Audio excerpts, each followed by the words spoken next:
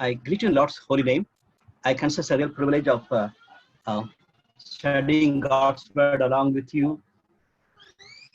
And as I have informed you earlier, today we are going to study the book of Obadiah. Though it's a one chapter book, we can learn some precious lessons as believers of God's word. And I requested Dr. Sylvia from Tuticorin, Egypt, to lead us in prayer. She's going to pray for people who are affected with coronavirus. Last week, I told you that one of our brothers who was regularly participant of this Bible study is affected again. His name is Vinod. He's in hospital now. Second time, it was positive. Please pray for Vinod. He's an EGF member, young graduate. And also, she'll be praying for James Rathanraj, our former General Secretary.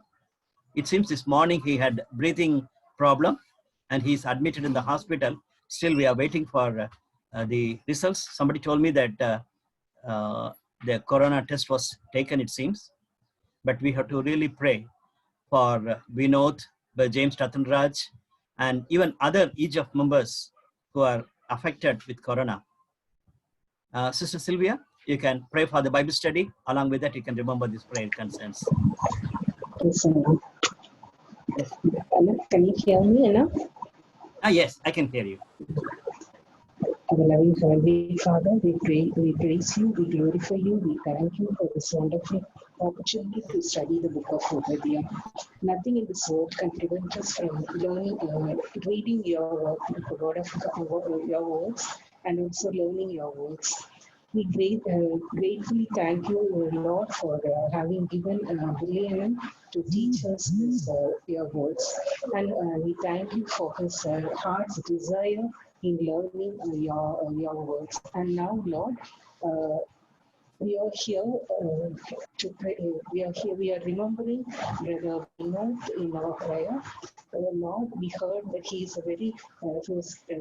continuously attending his Bible study, but it is now he is affected. We heard that he is affected by coronavirus, and for the second time it has been confirmed that he is positive to the coronavirus.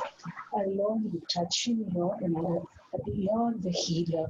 Your hands, you touch Vinod with your nail-pierced hand, and you send your healing power and help Vinod to get rid of this coronavirus attack. Lord, nothing is impossible for you. You can do, if you say a word, it will be, is that he will be cured. You say a word, Lord, you touch him, you help, you heal him. And again, we remember James Janan, who was the General Secretary of USA earlier, and he is also admitted in the hospital because of a breathing problem. We do not know what is the problem with him, and he is tested for COVID-19, and we do not know what is the result. Lord, the result should come as negative. You can change anything, Lord. If you say a word, everything will be changed. Lord, you touch him in his when he was very how he was doing your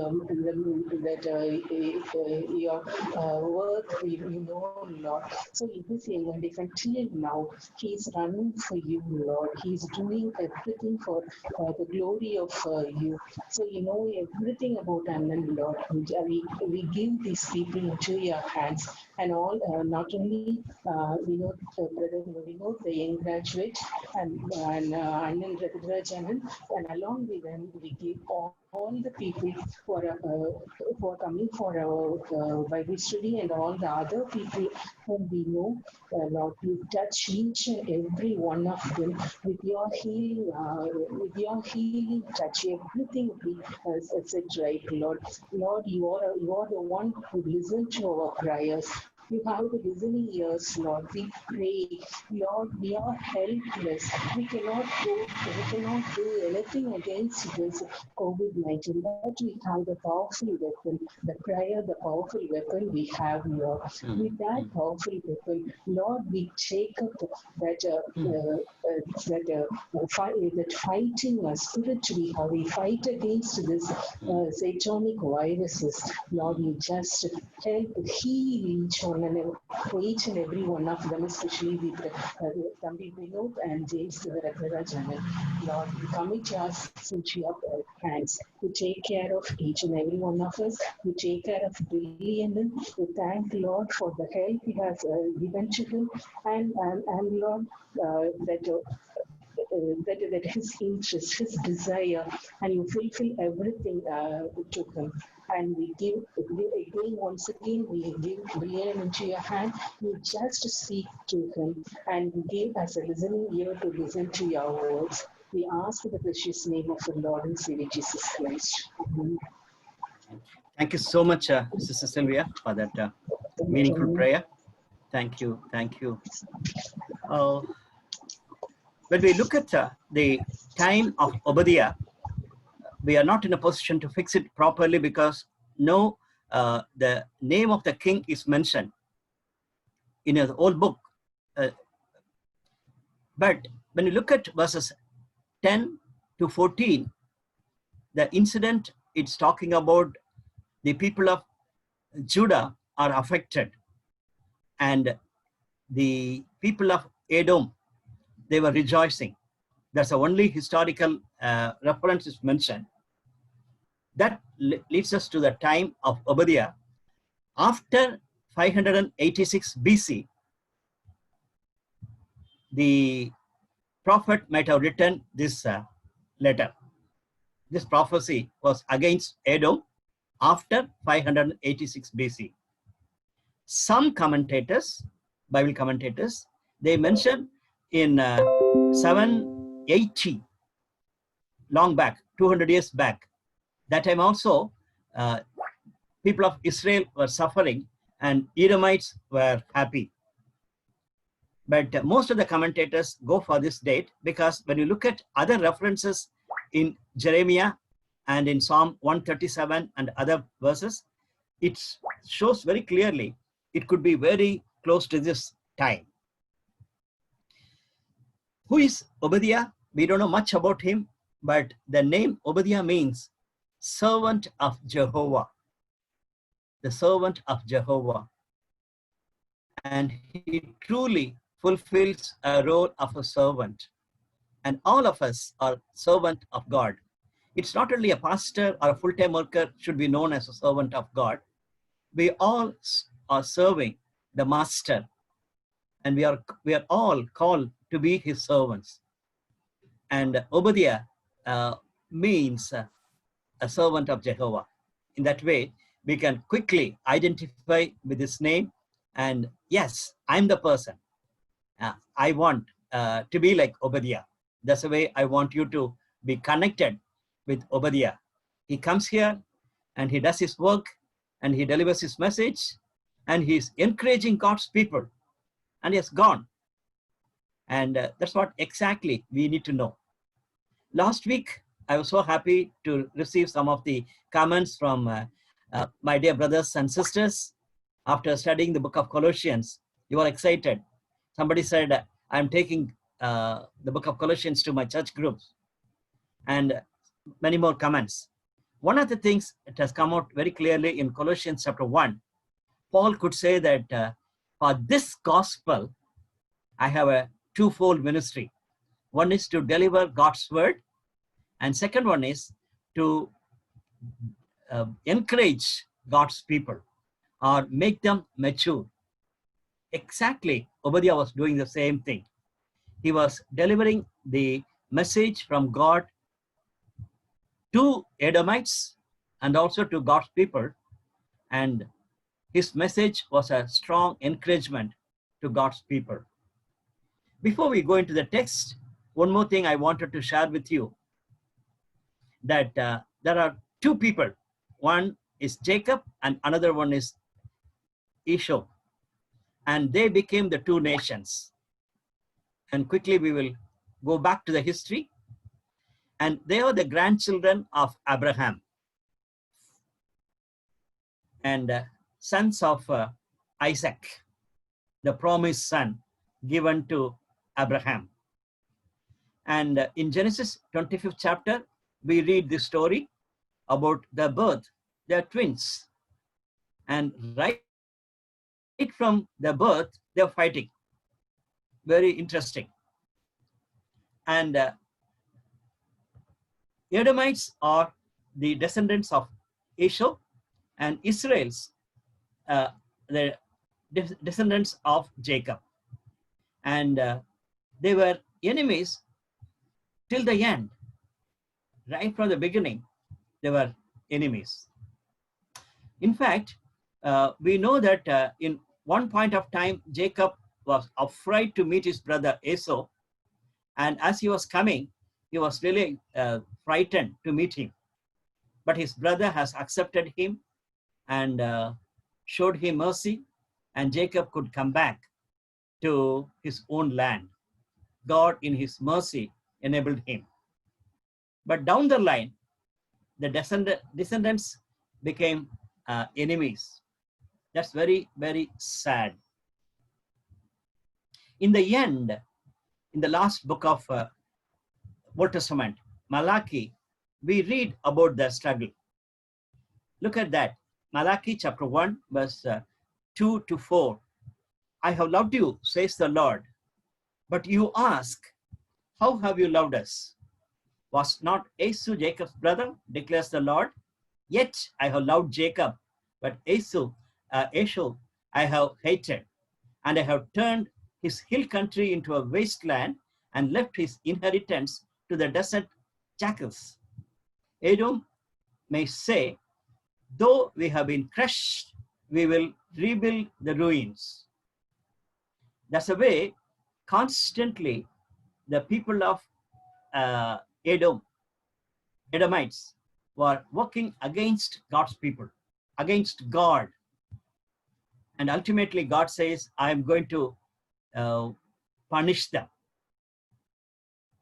One commentator very nicely, he brings out a parallel with a similar struggle we have in our Christian life. In New Testament, we read that the Christian struggle between the flesh and the spirit. So when you look at the book of Obadiah, don't simply say that it is a curse of God on the people who are devilish. It's more than that. The struggle has started right from day one when sin has come into the world. Because of the sin, the husband-wife had problem. Then parents and children had problem. The society had problem. And there's a fight. There is a war between God and evil one. And the same war is continuing even in a Christian life. When you look at Galatians chapter 5, verse 17, we read this: for the flesh desires what is contrary to the spirit, and the spirit what is contrary to the flesh. They are in conflict with each other, so that you are not to do whatever you want. When we studied the book of Romans, we saw the same thing. That time I was telling you, Galatians is a condensed message of the book of Romans. And what all we studied in Romans 8th chapter and 7th chapter and 8th chapter in a condensed way, he says in Galatians chapter 5 verse 17, flesh and spirit, they are in conflict with one another, so that you are not in a position to do whatever you want. So when we go back to Edomites, we see that the struggle between Edomites and Israel is not only outside, even inside, the problem is there.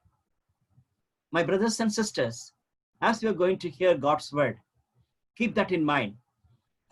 It is not just punishing the people who are working against God's people. Obadiah has a message for all of us as a child of God. And end, That's going to be a powerful message that I'm excited to share with you. Now let's hear God's word. I requested dear sister Rafaela. She is a medical college student in Rajasthan from Jodhpur, EU. She was so happy that she could read the scripture portion this evening. I hope she will not have internet problem. Sister Rafaela, are you ready to read?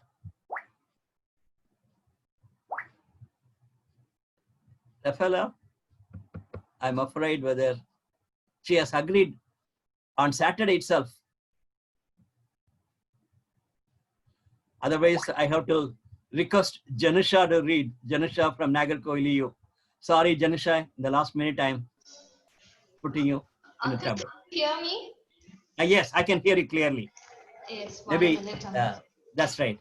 Maybe next time Rafaela can read. Last week she couldn't read, so she was very happy to read today. Yes, Janusha.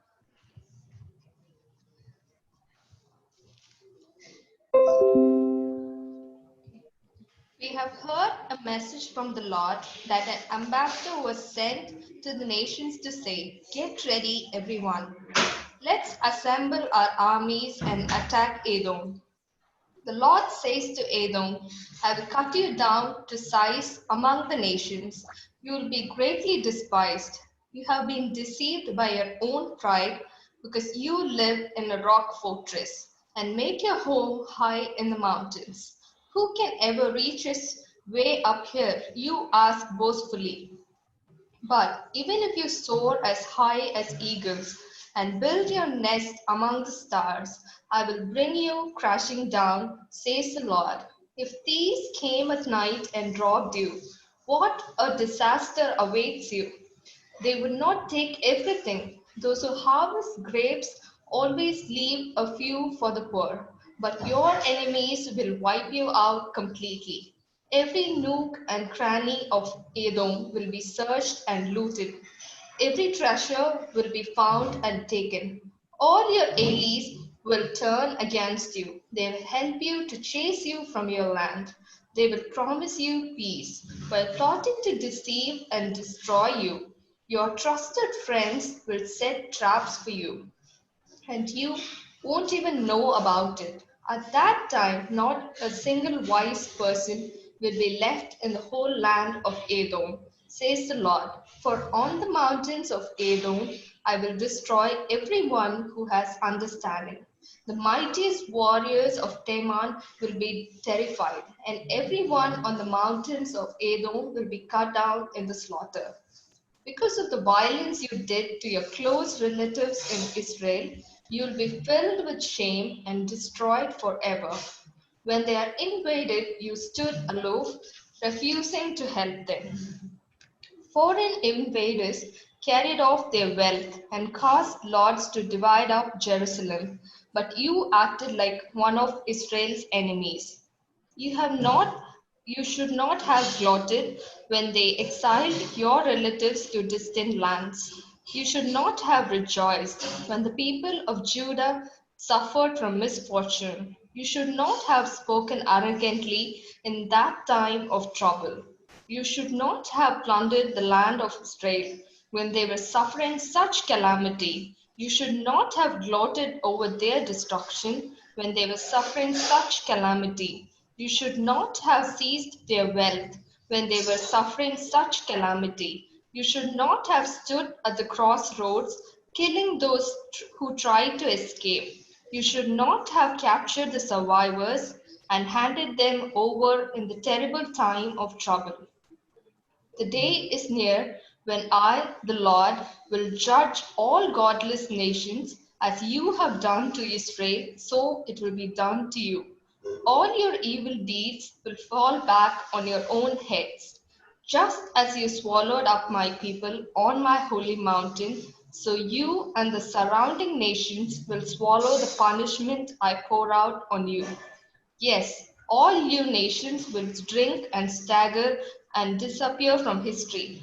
But Jerusalem will become a refuge for those who escape. It will be a holy place, and the people of Israel will come back to reclaim their inheritance. The people of Israel will be a raging fire, in Edom a field of dry stubble. The descendants of Joseph will be a flame, roaring across the field, devouring everything. There will be no survivors in Edom. I, the Lord, have spoken.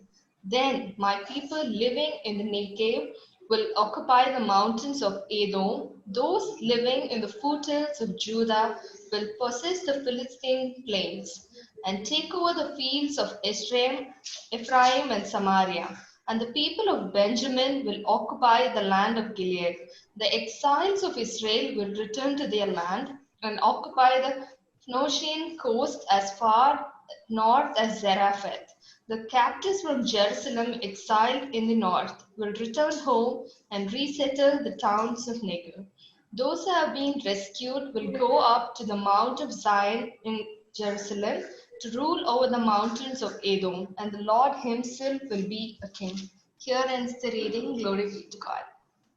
Thank you so much, Janusha, for that lovely reading. As usual, we need to look at the book in a broader sense. We will have the suggested broad outlines for this book. It's very clear that we can make it as two simple paragraphs. Verses 1 to 14 is a punishment of Edomites. And day of the Lord, that's a turning point in verse 15. It goes on till 21. That could be the simple outline for the book. If you want to have little more in detail, verses 1 to 14 is a judgment against Edom, right? The results of the judgment, verses 15 to 18, what's going to happen to them, the result of the judgment. And the last three verses talk about Israel is possessing the land of Edom. And I like this, the other outline. Verses 1 to 14 also can be divided into two. That is predictions of judgment, 1 to 10, and reasons for the judgment. Why God has to judge them. You can see the reasons. And verses 15 to 18 is the results of the judgment, and 19 to 21 is a victory of Israel. So easy to remember 1 to 14 and 15 to 21, and those two passages can be divided. The predictions of judgment and reasons for judgment, and the second portion, when the Lord's coming or the day of the Lord is there, there will be some results of judgments. At the same time, there's a victory. The main message, it's not the judgment against Edomites. Normally, we talk about it. When we talk about Obadiah, we remember it is the judgment against Edomites. God is not waiting to punish people. God is gracious, and God wanted to change people. In that way, Obadiah's main message comes in the last word. Janusha has read a version, I think it is NLT, and there it says, God is going to be my king. God is a king. And this is NIV. It says, deliverers will go up on Mount Zion to govern the mountains of Esau, and the kingdom will be the Lord's. The kingdom will be the Lord's. I like it. So I am not eager that God should punish my enemies. I am not eager to see that when the people who are attacking will suffer. Of course, I long to see that devil will be bound. And I want to see that devil will once for all will put to hell. That's what we are hoping. One day it's going to happen. We read in Revelation.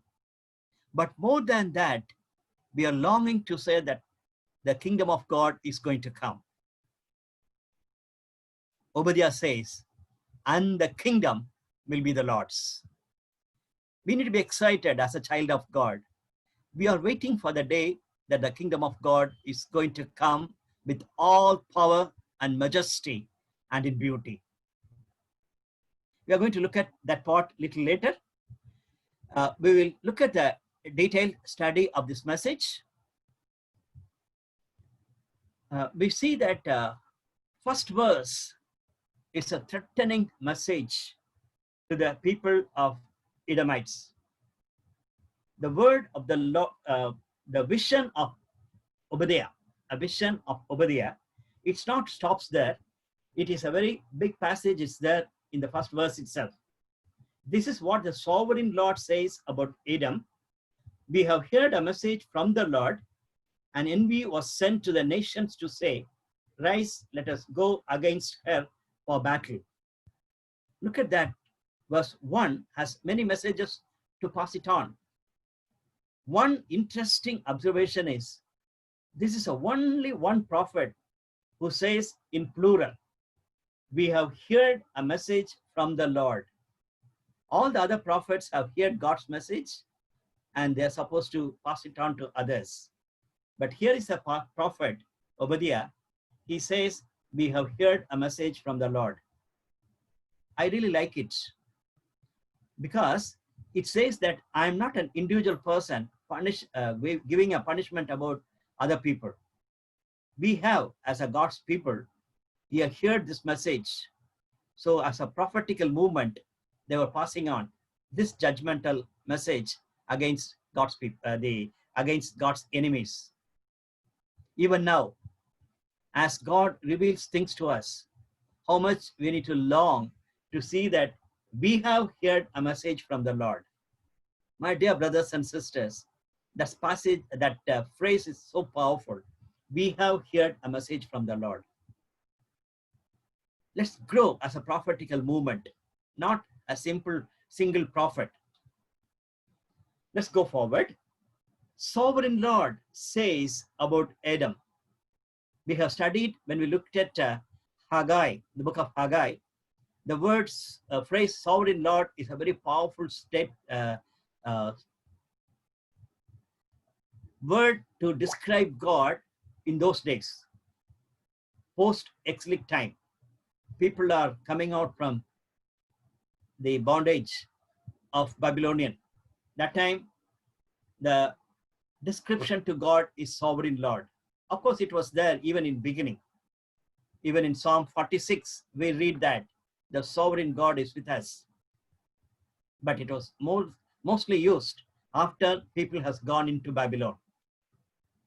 And here, Obadiah says, the sovereign Lord says to Edom. And it is a battle. That's the reason I like the commentator who is referring to Galatians chapter 5, verse 17. The spiritual battle is real, and the warfare between God's people and enemies are real. Even in this world, in our nation, in our own places, we see that the enemy is motivating others to fight against God's people. It is a battle against God and evil one, and we need to face it. Three things comes after that. Number one is a pride. That's one thing we need to make note of it. Edomites means pride is a main cause. See, I will make you small among nations. You will utterly despised. The pride of your heart has deceived you. The pride of your heart has deceived you. My dear brothers and sisters, not only the evil one is so much anxious about pride, even as a child of God, we need to be very careful because God is against people who are proud. Those who are humble, God loves them. In 1 Peter, we studied in chapter 5, God hates people who are proud. So whenever we get the pride in us, we need to immediately remember the Edomites. They had such a pride in their heart, and that was deceiving them. And you who live in the clefts of the rock, they are so secured. They thought nobody can shake them because they are very strong. Even today, the little virus, coronavirus, has told the whole world, you cannot have any place as a safe cleft, a rock. Your economy may be strong, your leadership may be strong, your technology may be strong. Even you can try to have a study of a sun, but can you handle me? Look at that. A little virus is making a big shock. But God, the Almighty, the Sovereign Lord, says that you think that you have everything and you can make a home on the highest. And you yourself says, who can bring me down to the ground? Though you are so like eagle and make your nest among the stars, from there I will bring you down.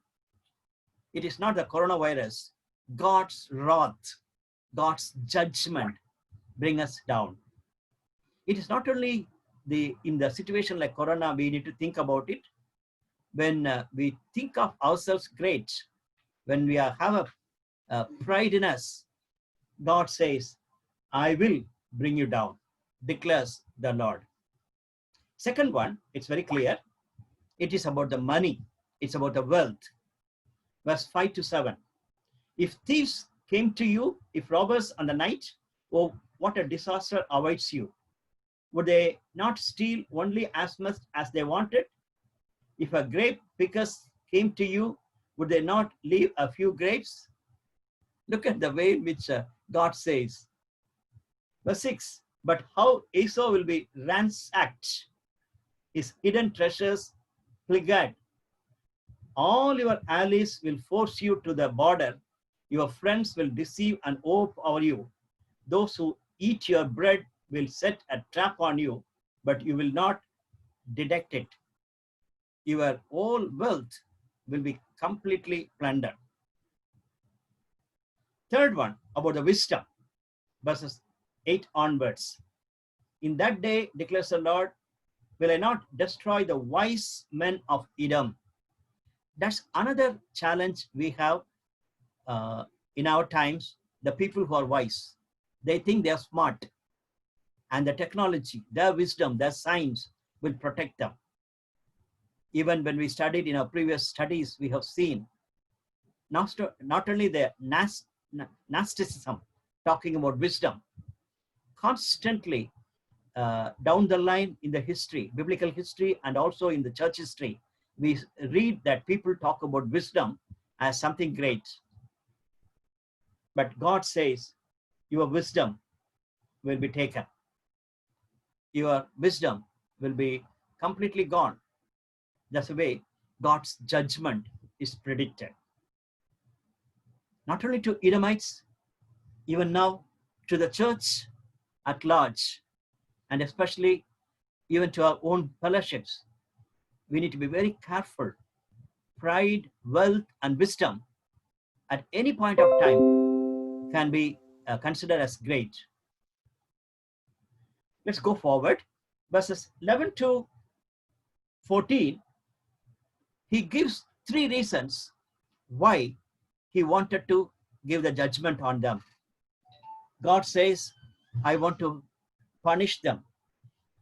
And in verse 11, it says, on that day you stood aloof while strangers carried off his health and foreigners entered his gates. That is, the people of Judah were attacked by Babylonians. God mentions about the strangers and foreigners are the Babylon people of Babylon. They cast lots for Jerusalem. You were like one of them. You did not defend the people of Judah. Rather, you are very happy that the Babylonians are attacking them. The nice way of looking at Psalm 137 verse 7 is in that time, in this context. We all know that by the rivers of Babylon, that is a psalm we are looking at Psalm 137. By the rivers of Babylon, we were all sitting. The people of Judah are in Babylon, and the friends are those people. They came and asked, why don't you sing some of the songs? Choir members, you have your nice guitars. Why don't you sing? That's the way it says in Psalm 137. But those friends said, how can we sing the songs of Zion in this foreign land? No, we cannot afford to sing that song. Then later, in verse 7, it says, remember, Lord, what the Edomites did on the day Jerusalem fell. Tear it down, they cried. Tear it down to its foundations. For this reason only, I said, I joined with most of the commentators. Obadiah would have written the book after 586, because the Edomites were rejoicing, and they were not have concern about the people of Israel. Not only that, they actually rejoiced in Judah's destruction. When we look at verse 12, you should not gloat over your brother in the day of misfortune, nor rejoice over the people of Judah in the day of their destruction. I want to punish you because you are rejoicing with your own relative, your own brother's family, over the people of Judah in the day of their destruction. What a pathetic incident. Some of our relatives are struggling, and the people are struggling. Instead of closing our eyes, or instead of being quiet, we rejoice about it. Yes, yes, this fellow needs it. Like that, they were talking. And God looks at our heart. God looks at our motives. Even in this evening, we are warned. My brother, my sister, be careful. When your brother is falling, when others are falling, maybe because of their sins in the church, in the fellowship, in your neighborhood, in the society, in our country, even in the world, when people are falling because of their arrogance, because of the sin, you cannot rejoice. Third one, it says that you should not march through the gates of my people in the day of their disastress, nor gloat over them their calamity in the day of their distress, nor seize their wealth in the day of their disaster. You should not wait at the crossroads to cut down their fugitives, nor hand over their survivors in the day of their troubles. Look at that. In verse 15, he's going to talk about the day of the Lord. Just before that, 4 times the word, the day is coming. The day of their disaster. The day of the disaster. And later he says, the day of their trouble. The simple principle is, that's what I have mentioned here. The ethical principle is, even in our times, we see that the United Nations say that when people are in trouble because of their internal problems in the countries, they just escape from the country and go to different parts of the world. And we need to take care of them. We need to show the basic human concerns for the refugees. That's an ethical principle. How they came, why they came, and what are the implications, that you have to work out. But you need to show basic human concern. They are not animals, they are people. But here in this passage, in verse 13 and 14, we read, the people of Edomites did not have basic ethical principle. That is a very moving story. even now, as we look at our own churches, leave alone the world, look at our Christian friends, our ethical standards are very low. When Jesus was telling, you are just and your justice should be far better than the righteousness of the Pharisees. Evangelicals, we as evangelicals, we need to make note of it. We cannot have an pride in saying that our righteousness is great. Some of the basic ethical principles we are not following in our evangelical circles. As a Christians, we are not following some of the basic ethical principles. My dear brother and sister, whatever position you may be, and I know that most of you are young, keep that in mind. God is concerned about keeping our ethical standard clear. The people of Edomites, they were hopeless. They are not only unspiritual, they are not only having a wrong understanding of their own position, even in the ethical way, they are very wrong. This is a condition of the people of Edomites. Let's go forward. We have one more big passage to study. Verses 15 to 21. Three things comes out very clearly as Janusha has read for us. We heard, as you have done, I will be doing. This is what it says. As you have done in verse 15, it will be done to you. Because you have done, and God is going to do. Look at that. First says, you are drinking and drinking and drinking. Many Bible scholars say that that was their habit, like our times. Even in Christian celebrations, people started drinking. It's very sad. And drinking too much, very bad. And those people, they think that drinking is a great joy. But God says, as you are doing drinking, I am also going to pour out my judgment. That's the way he says. Verse 16, just as you drank on the holy hill, so all the nations will drink continually. They will drink and be it as they had never been. Look at that. And God's judgment. Then he talks about they were burning incense and they were rejoicing.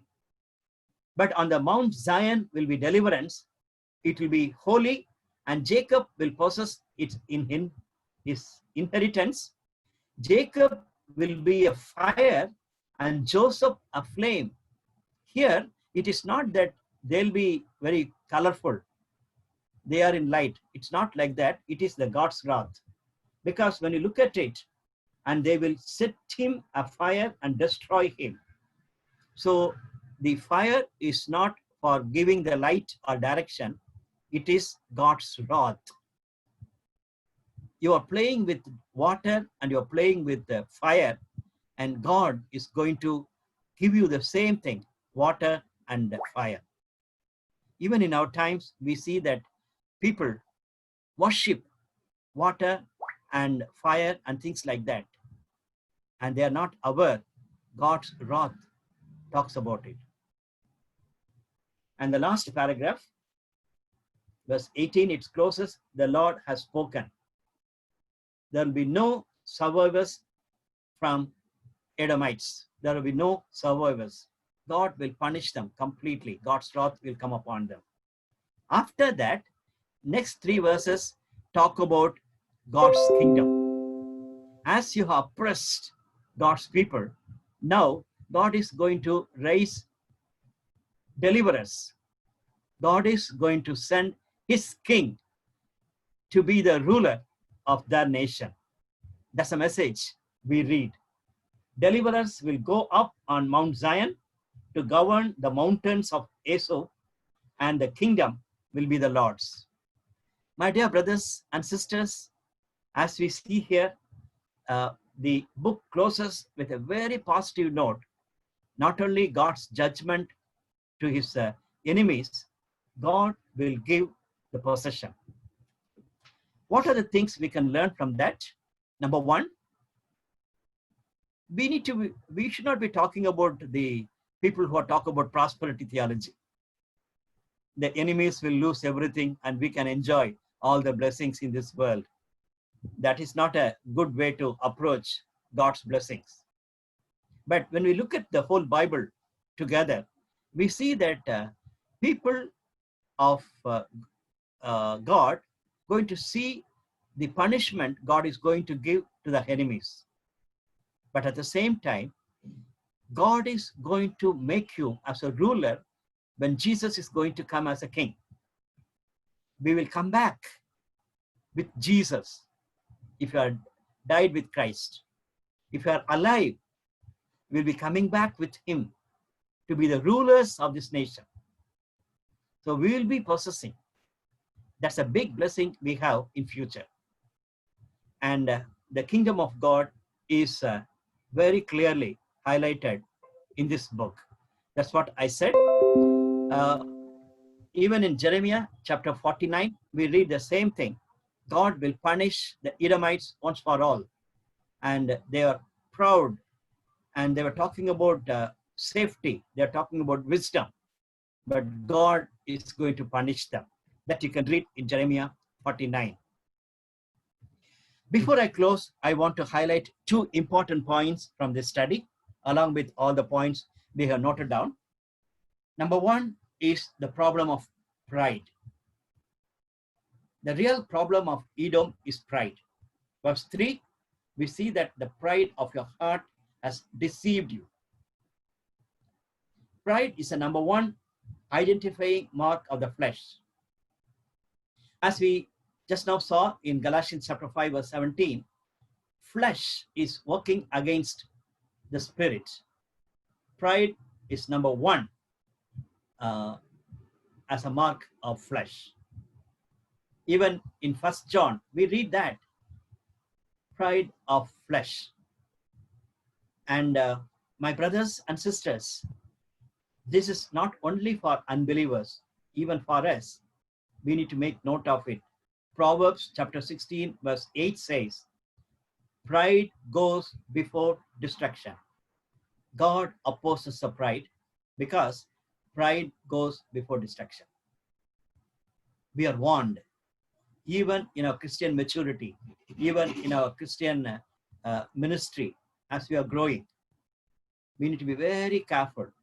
When some sort of arrogance, when some sort of a pride comes, we should remember the Edomites, and also we should remember Proverbs chapter 16 verse 18.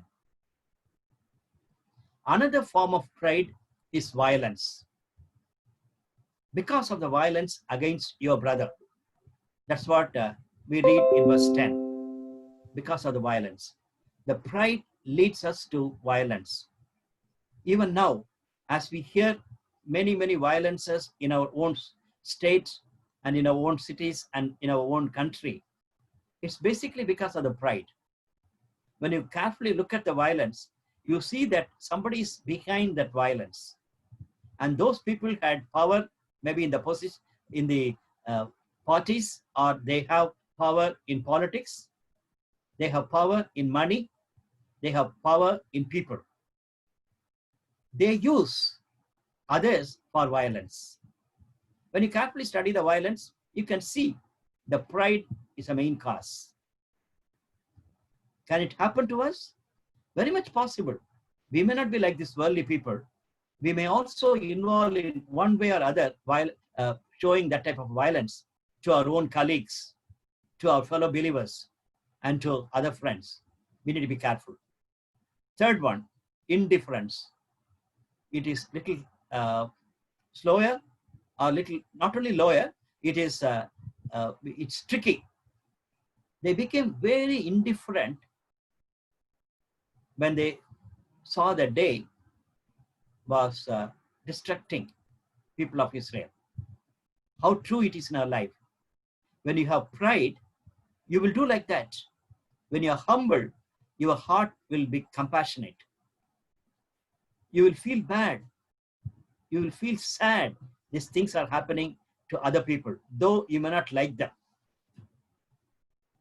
Naturally, Edomites don't like the people of Judah. But when Babylons came and attacked them, they were not only feeling compassionate about them, they were not only feeling bad about them, they were indifferent. In fact, they themselves started killing them. They started helping the Babylonians to loot them. It is a problem of pride.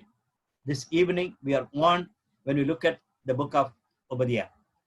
Second one I want to highlight is Christ is seen in Obadiah.